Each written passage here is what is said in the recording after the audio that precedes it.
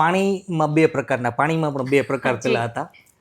સૌથી પહેલા કે નોર્મલ વોટર, ડ્રિંકિંગ વોટર, તેમાં 12% જીએસટી લાગતો, હવે ઘટાડીને 5% કરી દેવામાં આવ્યું છે.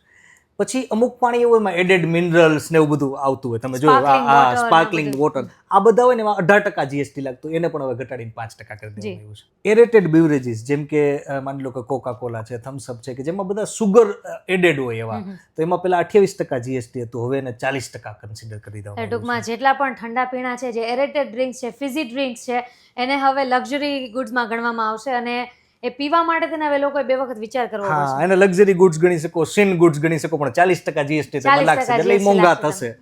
નોન આલ્કોહોલિક બેવરેજીસ બીજા બધા છે, એને 18%માંથી હવે વધારીને 40% કરવામાં આવ્યા છે, એ પણ મોંઘા થશે.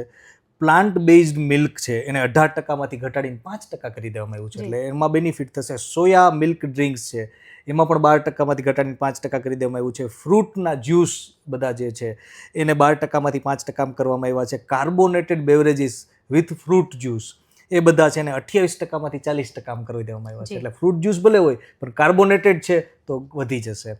બેવરેજીસ કન્ટેનિંગ મિલ્ક, તો એમાં 12%માંથી 5% ઘટાડો થયો છે, 5% થશે. અને કેફિનેટેડ બેવરેજીસ છે કે જેની અંદર કેફીન હોય એવા બેવરેજીસ બધા, એને 28%માંથી વધારી અને 40% કરવામાં આવે છે, એટલે એને સિન ગુડ્સની કેટેગરીમાં કન્વર્ટ કરવામાં આવ્યા છે.